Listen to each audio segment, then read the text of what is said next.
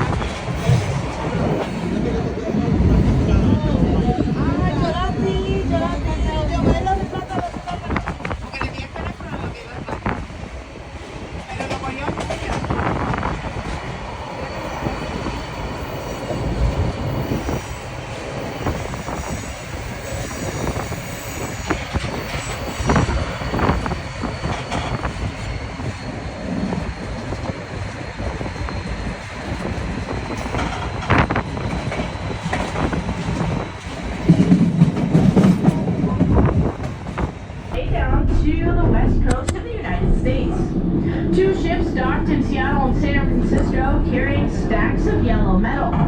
The news spread like wildfire nationwide, and at that point, the West Coast was delirious with gold rush fever, and the race to get up to the Klondike was on. Within days, thousands blocked the West Coast towns trying to book passage north. The fact that the Klondike was more than 1,500 miles away and over a treacherous mountain pass would not deter many. Gold fever had taken hold, and everyone wanted a chance to try their luck in the new frontier. All through the summer and on into the winter of 1897 and early 98, stampeders poured into newly created tent and shack towns of Skagway and Dyea. Now I'll tell you a little bit more about the White Pass Trail that we loosely parallel today that started in Skagway. But for now, I'll leave you with beautiful views of the Tongass National Forest and the Skagway River. We are coming up on our right to a little red caboose. This caboose used to be a part of White Pass's rolling stock, but was then donated to the National Park Service, and they converted it into a little overnight cabin. Now once we come up to the caboose, we are going to make a brief stop. We are going to drop off some hikers that are going to hike along the Denver Trail. Just after our stop and seeing that red caboose, we will be crossing over the Skagway River for the first time today. We will be able to see the Denver Glacier Valley on both sides of the train as we do that.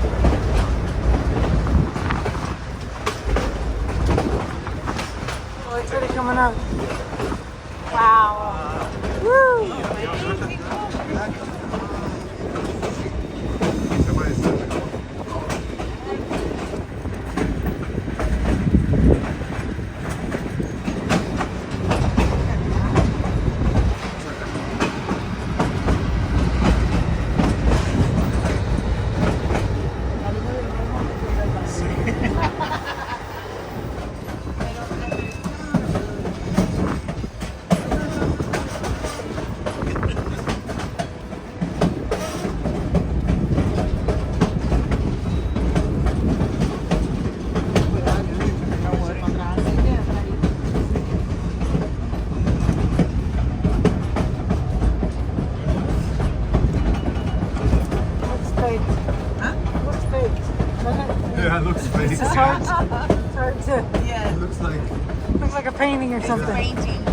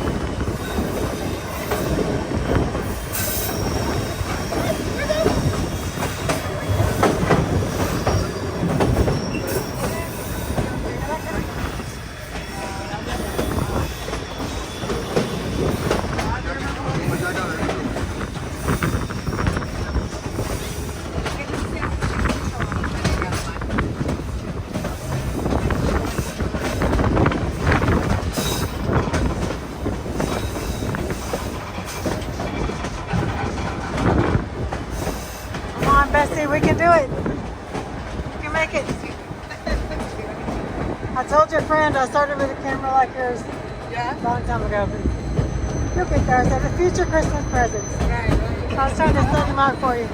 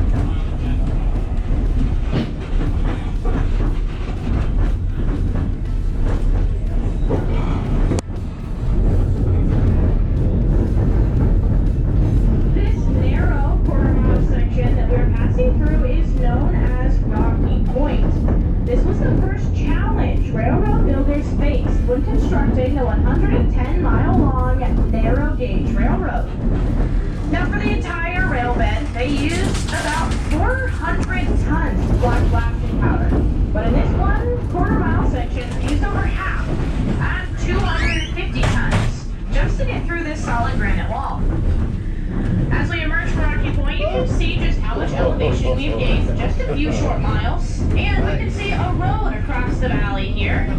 This is the South Klondike Highway, and it makes Skagway only one of 3 cities in all of Southeast Alaska that has a road connected in and out. You can drive from the lower 48 states all the way up here to Skagway.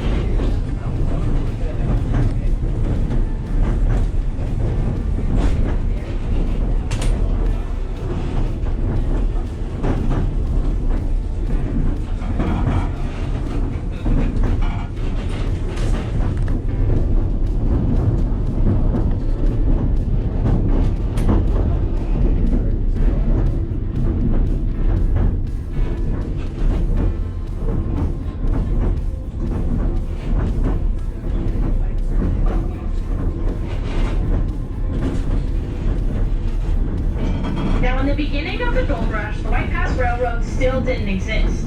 Many stampeders took note of the difficulties involved in reaching the gold fields.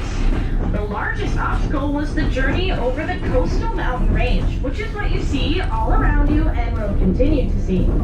Back then, stampeders primarily chose between 2 trails to reach the gold fields. There was the White Pass Trail, which started in Skagway, which we loosely parallel today, and there was the Chilkoot Trail, which started 9 miles west of Skagway in Dyea. Some stampeders chose the shorter but steeper Chilkoot Trail. Others chose the longer, less steep White Pass Trail, believing that pack animals could be used along this trail. Now, as the stampeders wound their way through these mountains, they realized that one long step could very well be their last, with it being bordered on one side by rock and dropped hundreds of feet down on the other.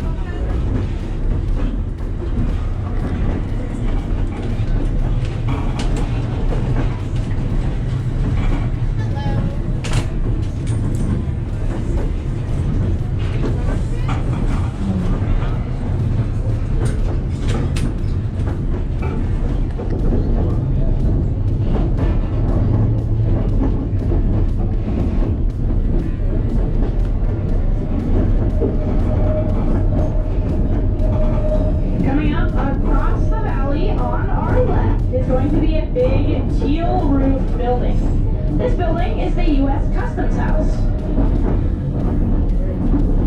We are not at the actual border. That is still 12 miles north of the White Pass summit. Due to the lack of appropriate space and harsh weather conditions, the Customs House was erected right here instead of at the actual border.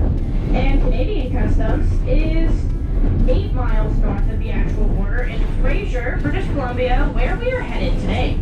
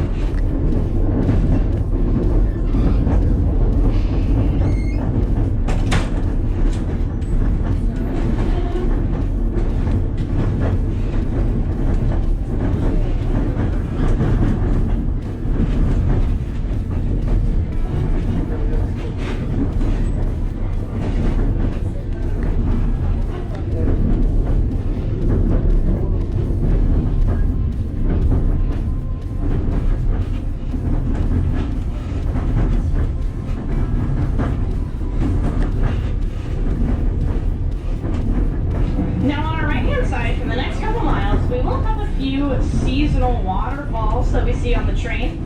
Usually they disappear with the snow melt, but right now we are seeing them from rain and water runoff from the mountainsides. Now if you are quick enough with your phones and cameras, you might be able to get some pictures of them. We will see quite a few seasonal waterfalls, and there will be one year-round waterfall on the right. I do recommend just looking at them, not trying to take pictures of them, because it is quite a challenge. But if you are up for a challenge, then I commend you.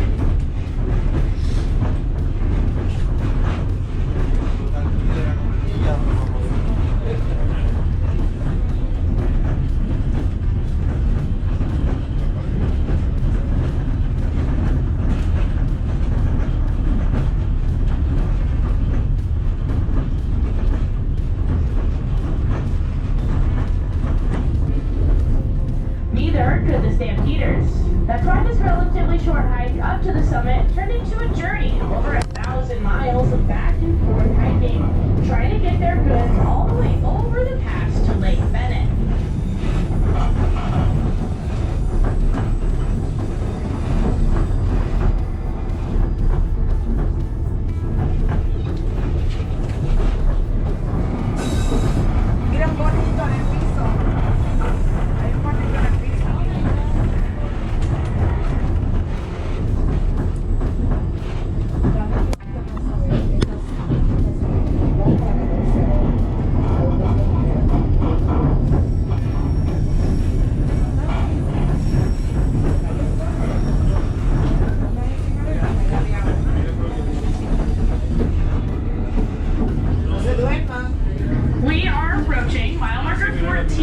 Glacier Station. We'll be passing over Glacier Station Bridge that will give us some views of the warm valley on both sides of the train.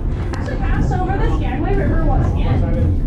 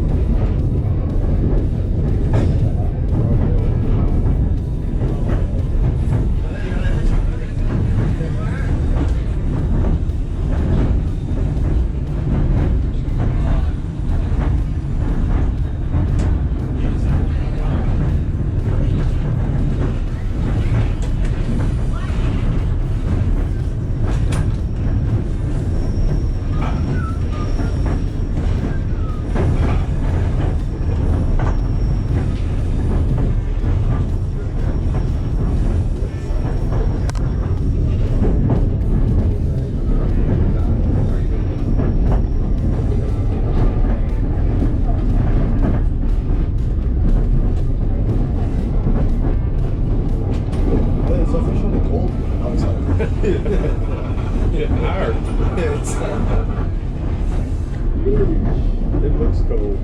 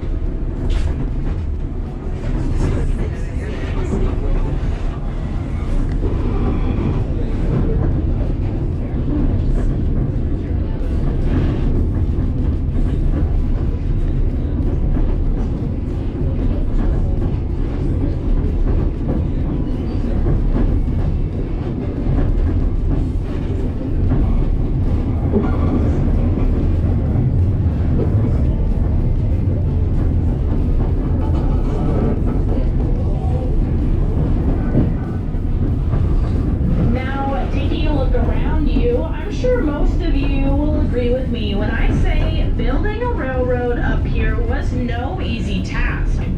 Workers had to hike up here from their camps down on the valley floor, and they found scarcely enough footing for even a seagull to land on this rock face. They had to do something called double jacking. So they came up here from their camps down on the valley floor, and they were rappelled from ropes and work in teams of 3. One man will be holding a sharpened steel rod in between his legs, while the other 2 took turns hitting that steel rod into the rock. Once that hole was made, it was filled with plastic powder. They would attach a fuse, and then they would light it and swing away as the rock heaved down below. Now they did all that work for $3 a day.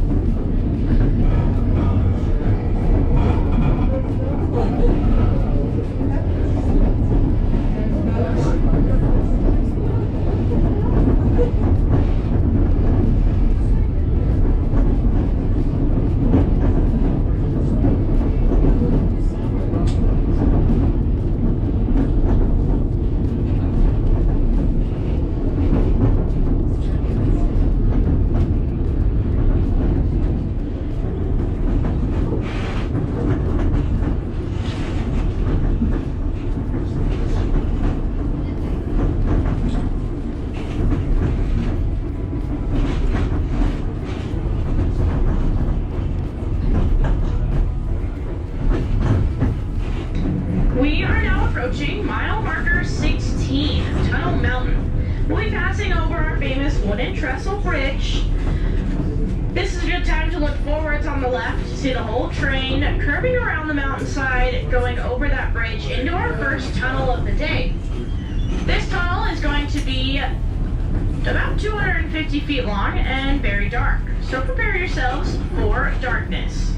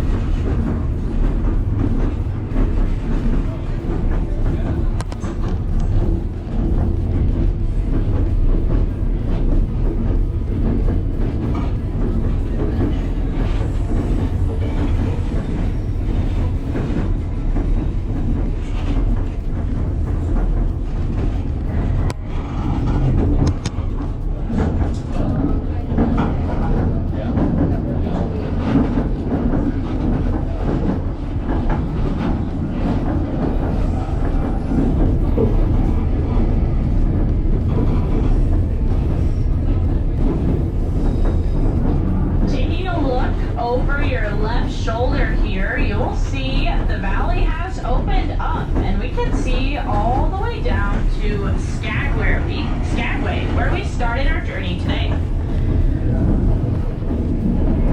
That is about 10 miles as the crow flies. We are about 17 miles by rail. Now the body of water that you are seeing is the Lynn Canal. And it is pretty cool because it is the longest and deepest fjord in all of North America. It spans about 90 miles and goes to about 2,000 feet deep.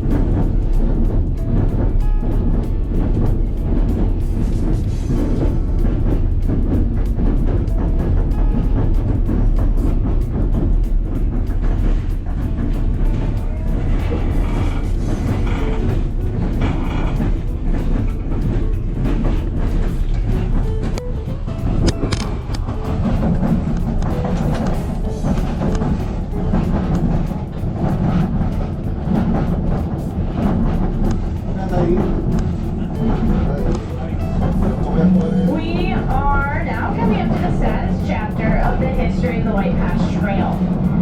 This valley was nicknamed Dead Horse Gulch. Now the White Pass Trail had originally been advertised as an all-wagon pack animal-friendly trail. And with such a smooth and easy beginning, people who set out on the trail have no reason to doubt that their mules, oxen, and horses could carry their goods all the way over the pass to Lake Bennett. But when the trail narrowed and there was no room for animals or people to pass, the line bunched together in gridlock. Many of those using animals to drag their heavily laden sleds had never really worked with horses in this capacity before, and treated their animals with harsh brutality. Now these horses were already old and retired and on their way to glue factories as it was. They were sold in the lower 48 states for 25 cents, and then were brought up here to Skagway and sold anywhere from $2 to $10 to the stampeders. Now that is a steep price for stampeders back then, but an even steeper price was the price to feed these animals. Hay was hard to come by, and it was cheaper, easier, and more common for stampeders to work their animal to death and go back and buy a new one. It is estimated that about 3,000 horses met their end between Skagway and Lake Bennett. Now the inhumanity and heartbreak that this trail has witnessed cannot be imagined. But we can imagine how important the building of this railway became when it put the White Pass Trail into retirement forever. Now I don't want to tell you this to sadden you, I just want to give you an accurate depiction on what life was really like during the gold rush. Hello everyone, how are we doing in here? Anyone have a question?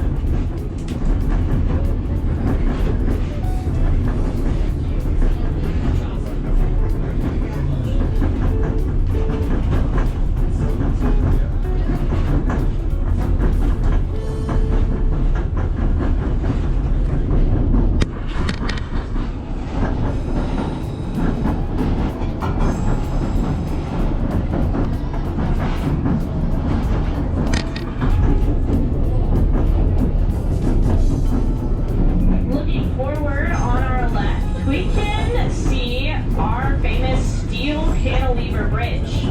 This bridge was completed in 1901, and at that time it was the tallest standing bridge of its kind in the entire world, standing about 215 feet from the valley floor. As we get closer to this bridge, you'll notice that it does look a bit run down. Well, don't worry, because we do not cross over this historic bridge. We will be going over the bridge that replaced it in 1969, and going through our second tunnel of the day. Now, this tunnel is 3 times as long as the last one, but equally as dark, so prepare yourselves once again. As we pass over that bridge, you will see a parallel view of the cantilever on our left, and on our right, you'll see the White Pass fork of the Skagway River staircasing down the valley.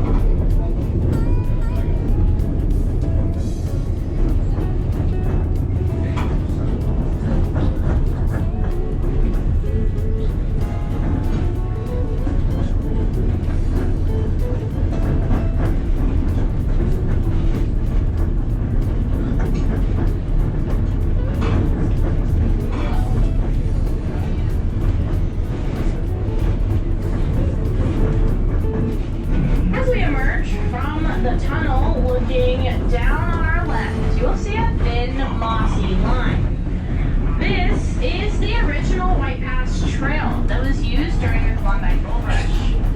Imagine two-way traffic with pack animals trying to get their goods over the pass to Lake Bennett. Now, once stampeders got to Lake Bennett at mile marker 40 on the White Pass Trail, that's actually not even the end of their journey. They actually still had to build a boat and float down another 550 miles just to reach the goldfields. Of the 100,000 people, it's estimated that came up here in search for riches, only about 30 to 40,000 actually made it up there, each spending a small fortune of their own on their ton of goods. Only about half of that number were able to make it out to the gold fields to try their luck in gold prospecting. And of that number, only 4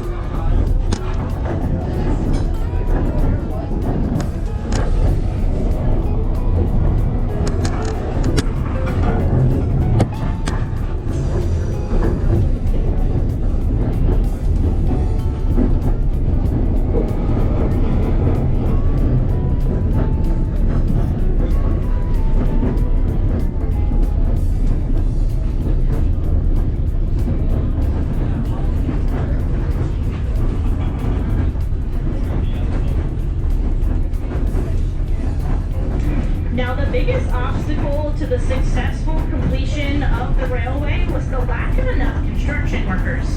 Generally, they didn't recruit large numbers of experienced rail workers because they didn't really have them up here.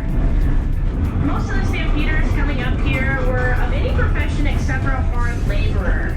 Mostly doctors, lawyers, teachers, bakers, candle makers, anything except for an experienced railroad builder. Now they did think they could train anyone to do the work. Now it is estimated that about 35,000 men have been on the payroll, even if they only worked for a single day. Out of that, impressively enough, only 35 lost their lives, and a majority of that was due to diseases like scurvy that ran rampant through the work camps.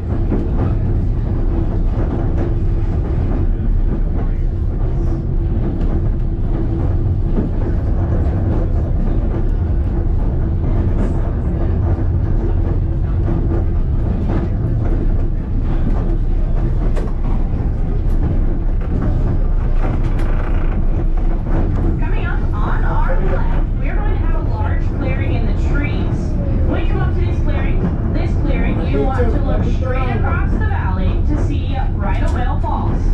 This cascade tumbles thousands of feet to the valley floor and is fed by the ancient ice of the Carmack Glacier. Coming up here on our left, straight across the valley.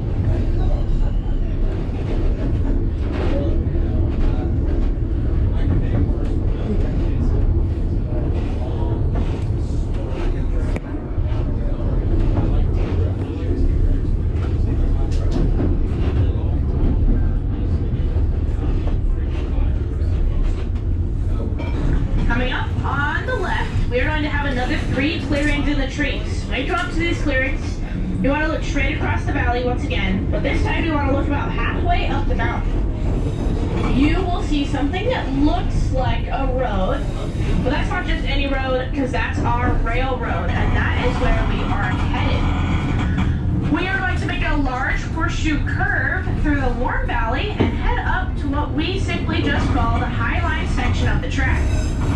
Up there, we will also be able to see our famous wooden trestle bridge that was built back in the 1890s and has been maintained ever since.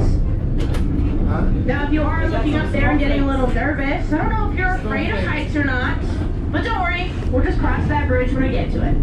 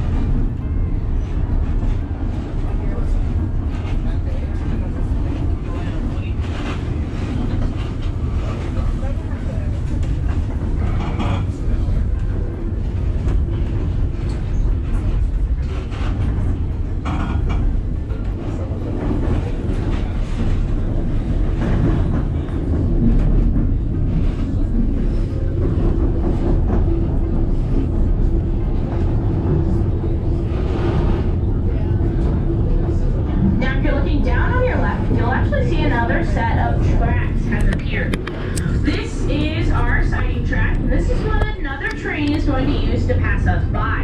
They're on their way down the mountain while we're on our way up. Feel free to smile and wave at them, take pictures of them, taking pictures of you. You can show them that we are having a better time than they are, though. We can? Okay.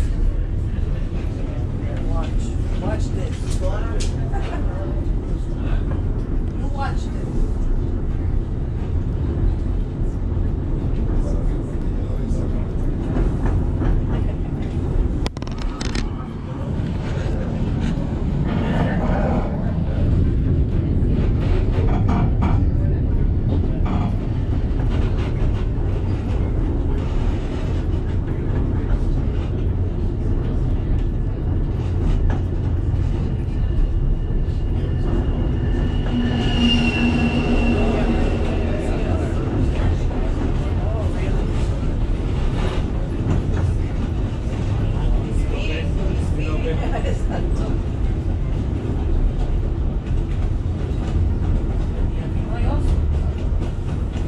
Sí, hay mucho y oso, pero bien rara que los vean, mejor que no los vean, porque